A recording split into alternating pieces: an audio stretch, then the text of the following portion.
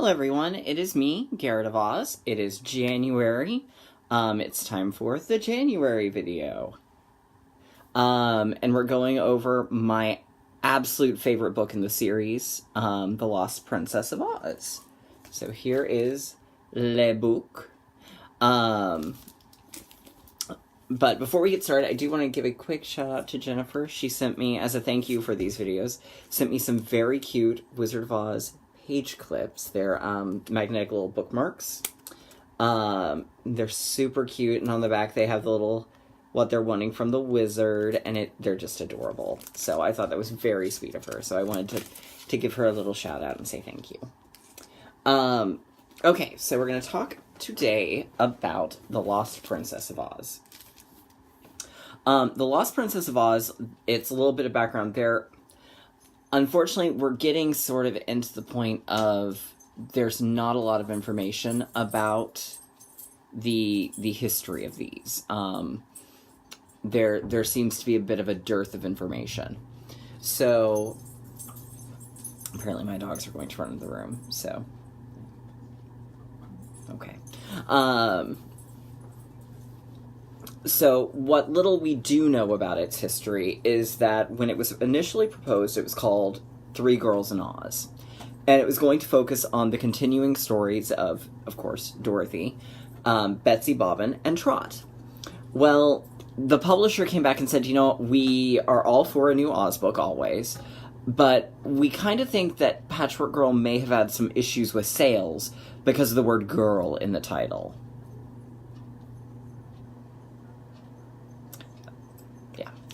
So we would suggest something different. So Baum came back with Adventures in Oz, excuse me. And they said, hey, that's a better title, but you know, a lot of books out there with adventure in the title, and we don't want this to get overlooked. What about The Lost Ruler of Oz? And so Baum came back and said, okay, how about Lost Princess of Oz? Bada bing, bada boom. You got a book. When I first read Lost Princess of Oz, when I went through sort of and was trying to read all the Oz books in middle school, it was one of the last ones I read. And I said then it was probably my absolute favorite, with Patchwork Girl being a close second, and I still stand by that assessment. Hey, no sir.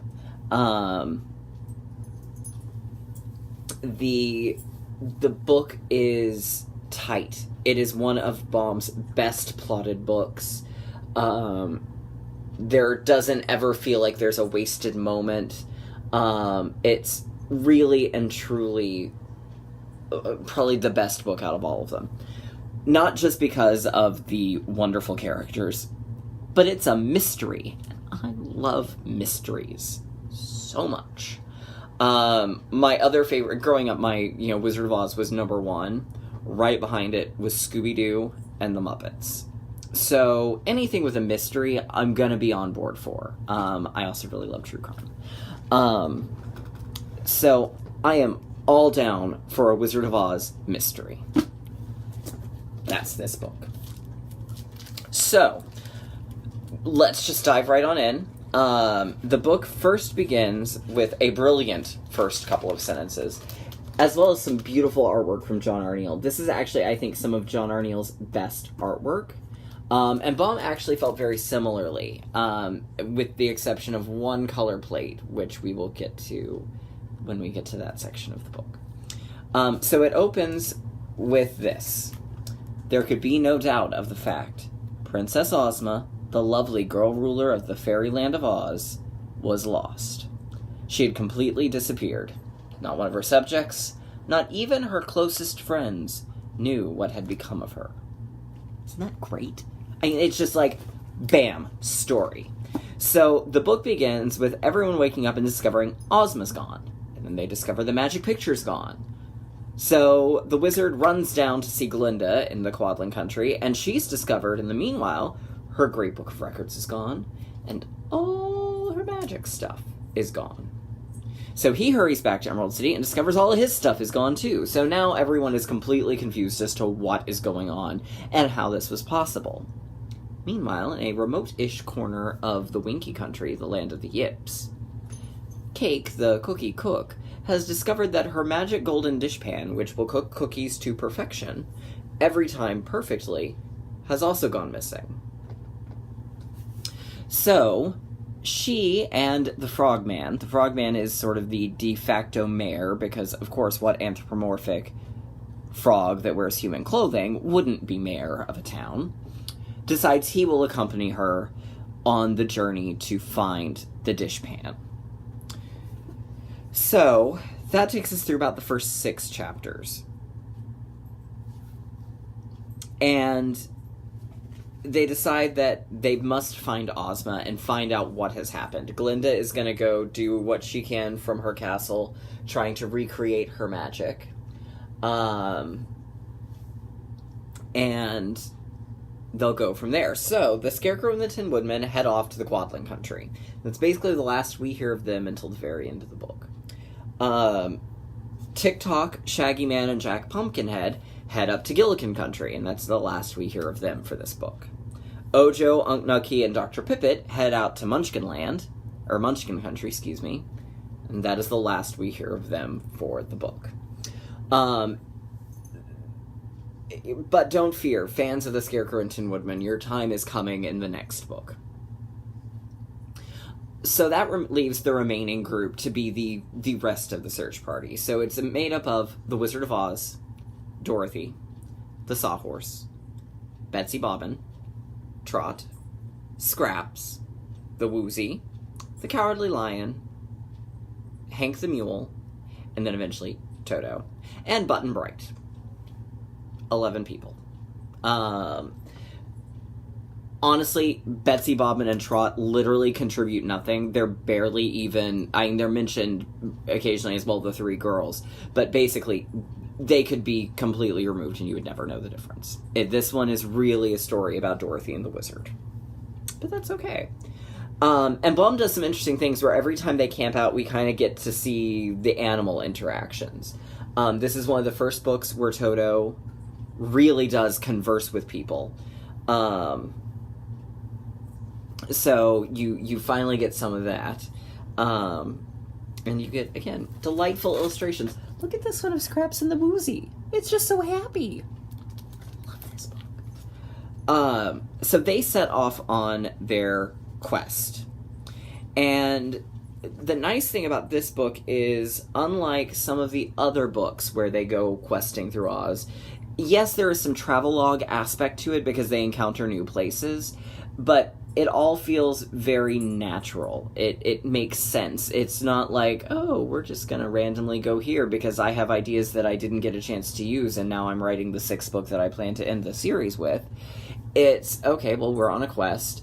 These are the 3 places that are in between here and the end of the quest, so we're going to visit them.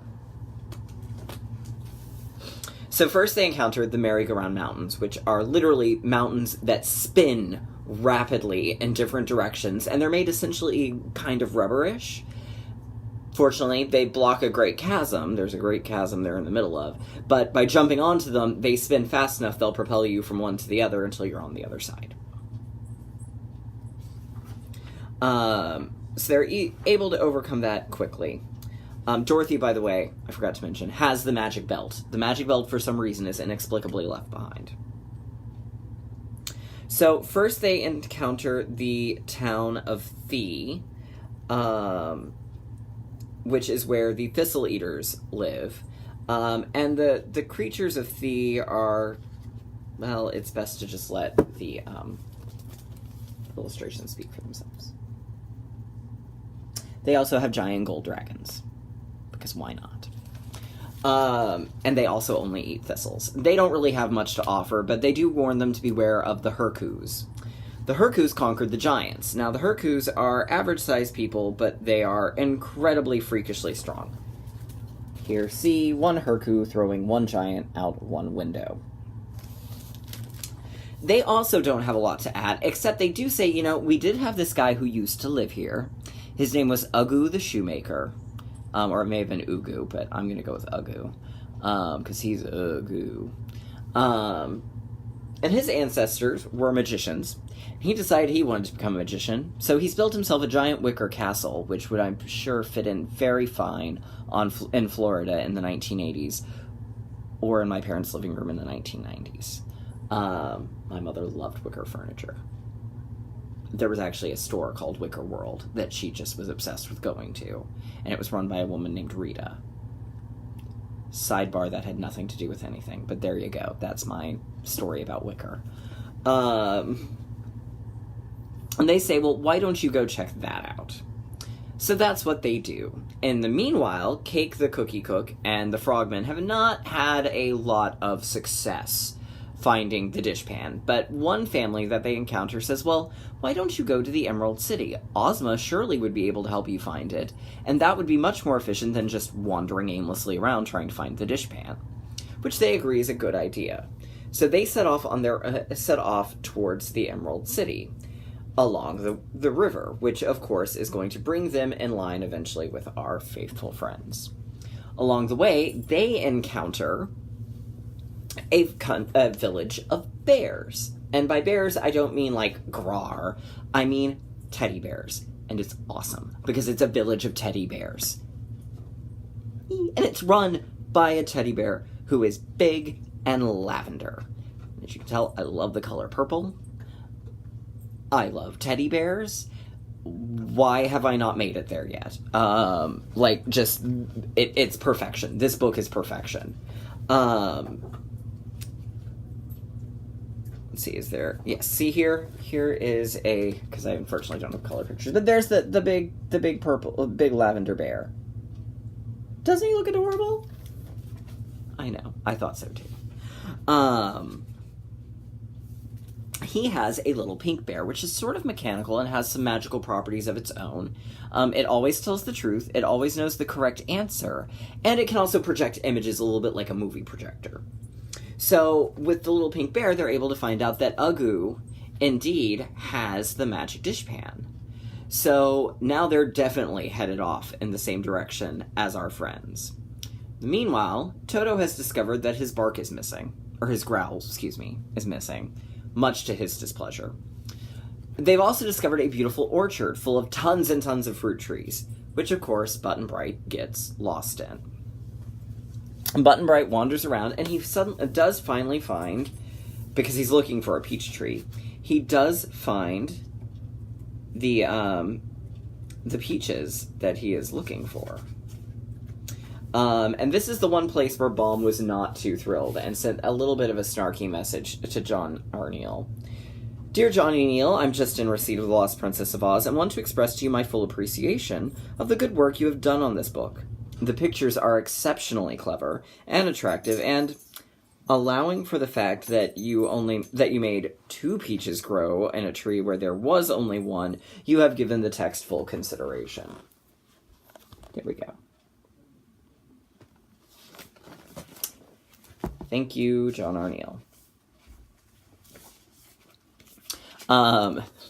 So he finds the one peach. And inside this peach is a solid gold pit. And he's like, well, this is awesome. I'm going to hang on to this and show it off to everybody when I find them eventually. So Button Bright is lost, but they're fine, and all of the groups are coming together now, and they discover each other. And they ask, well, the big lavender bear and the little pink bear have traveled with Cake and the Frogman. And the wizard says, well, can we use the little pink bear to find Ozma? And he agrees. And here's the little pink bear and the big lavender bear. Aren't they cute?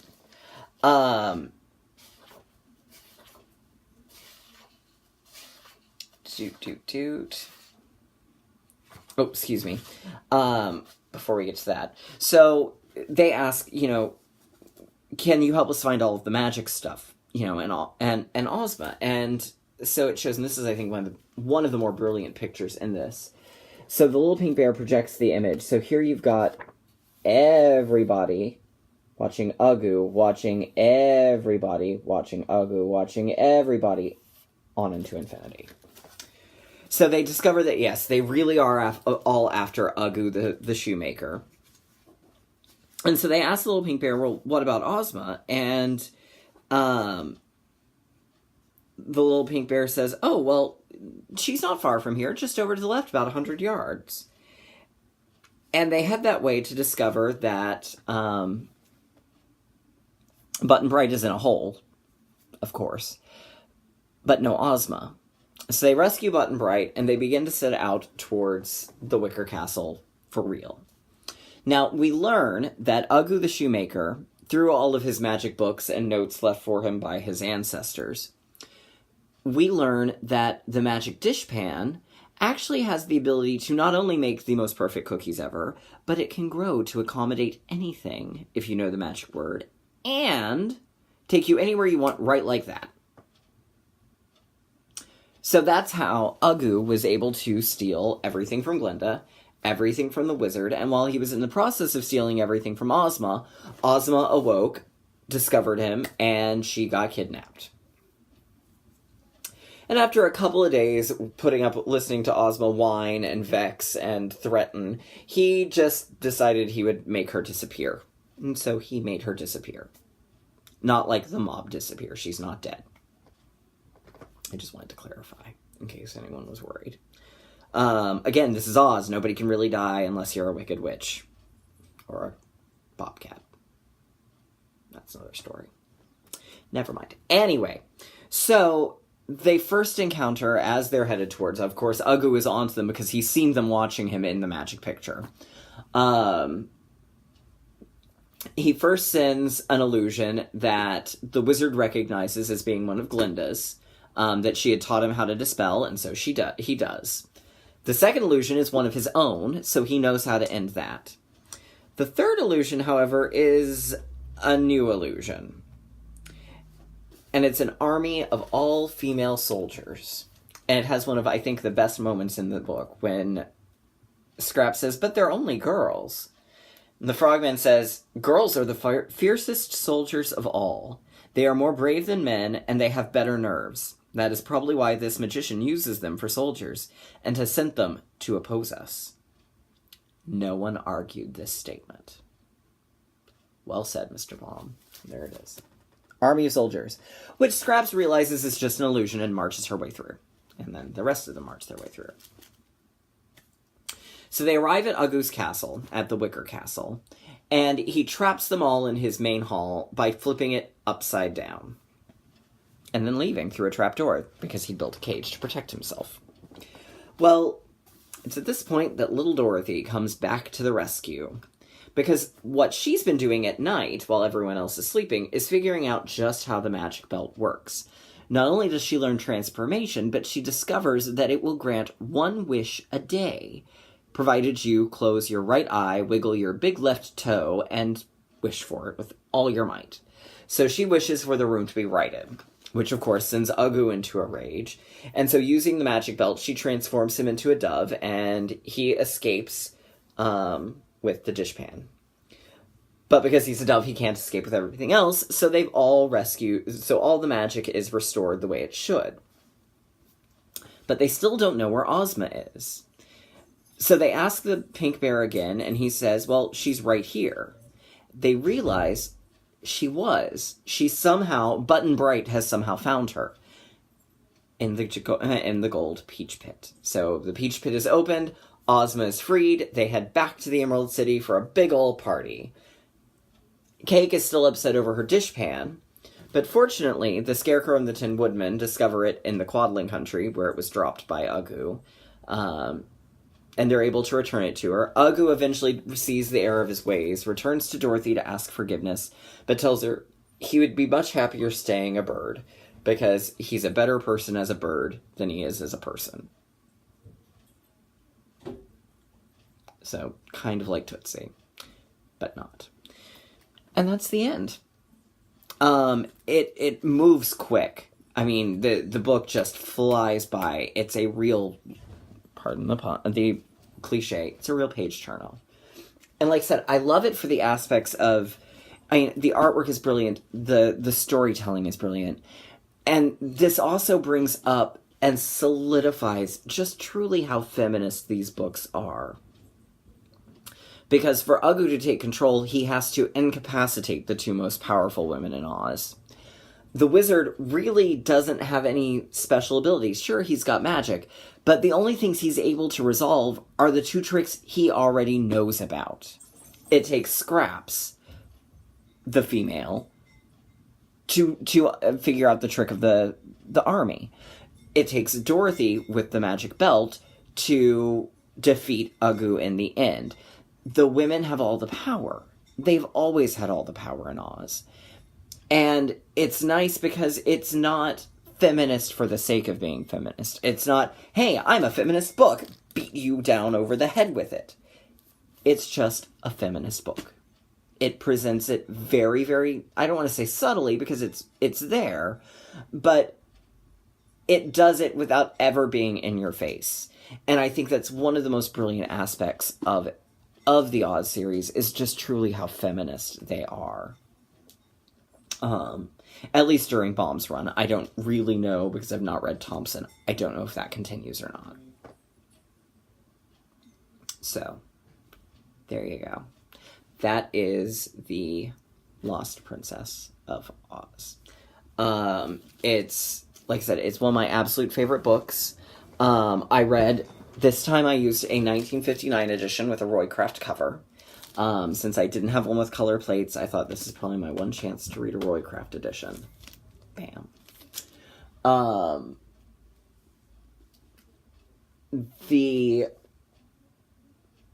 The story is sharp. I really cannot recommend this book enough. I would definitely rate it my favorite, with Patchwork Girl being a very close second.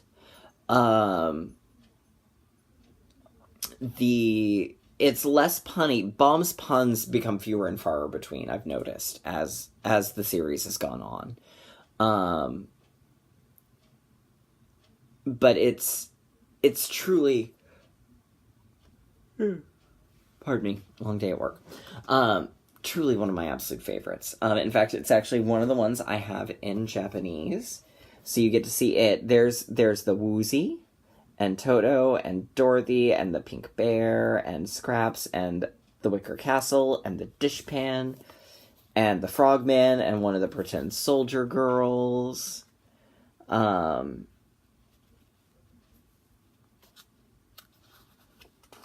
There's Betsy Bobbin riding on Hank, and the Wizard and the Sawhorse, and Button Bright, and Trot.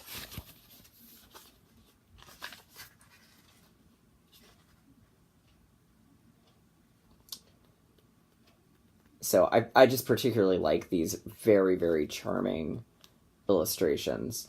The three girls with the bears. I'm sad they're not in color, but...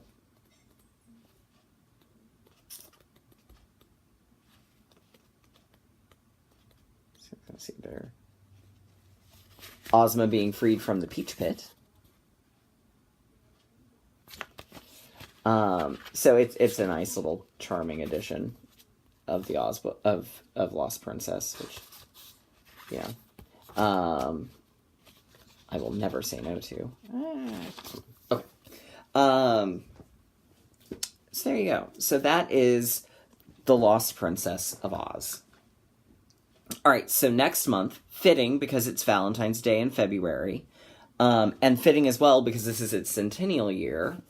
We have the Tin Woodman of Oz. I will be reading an early 20s edition. It's already switched over to Riley and Lee, but it's still the block font. It does have the color plates. So we will be reading that edition. This one is all about the Scarecrow and the Tin Woodman. Polychrome returns in this one. And they go to find what happened to the Tin Man's lost love. So very appropriate for a February reading. And see, had I not gotten off last year, we wouldn't be able to do that this year. I remember I enjoyed this one a lot when I read it. We've got this one, we've got Magic Falls, which I have read. and then the last Baum book, which I haven't read. And then we will finish Baum in April this year. So, just in time for me to turn 32.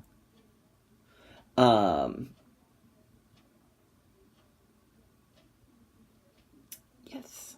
So, we're going to start with Tin Woodman of Oz next month, and I'm excited. I hope you are too. Something else that I'm going to discuss here, which those of you who are mostly here just for the book talk is sort of over. I've been approached-ish. Actually, I say approached. I did the approaching. But I'm collaborating with 2 other people, Walter Kruger and Sam Milazzo, on revising the Oz books. And when I say revising, I don't mean modernizing. What I mean is more in line with, like, the updates that were done to the Nancy Drew books in the 60s. So we're modernizing the language. There will be some revisions. There will be some streamlining. But it's going to be as much of Baum's text as we can keep. So currently I'm up through the arrival of the Cowardly Lion and Wizard in terms of my writing, and I would say it's about 85 to 90% Baum's text. But what brought it about was the discussion of how do we keep the Oz books alive? Because, unfortunately, while there are people like y'all, my viewers, who do read, not necessarily at an elevated level, but are more comfortable reading books that aren't in the modern dialect, and don't necessarily use modern vernacular all the time, and are a little antiquated in their style. But the vast majority of people don't. So we're working on trying to smooth over some of the rough edges in that sense to see if we can get them to appeal to a younger generation. There'll be totally new illustrations. So while we're doing some work, we're going to leave them definitely set in the time period and at the turn of the century. At least the Kansas stuff is turn of the century. Because let's face it, there are certain things that would not happen today. And it's going to require a little bit of tweaking. For instance, Road to Oz would not have happened. Dorothy would have pulled out her iPhone, said, "Hey Siri, what's the road to Butterfield from here?" And my Siri's about to answer. Getting directions to Butterfield. There you go. That's what would have happened. Oh, apparently there is a Butterfield. It will take 13 hours and 4... Where is this place? Now I'm curious. It's in Minnesota. Interesting. All right, well, now we know. Butterfield is in Minnesota. That's really where Shaggy Man is headed. No, I jest.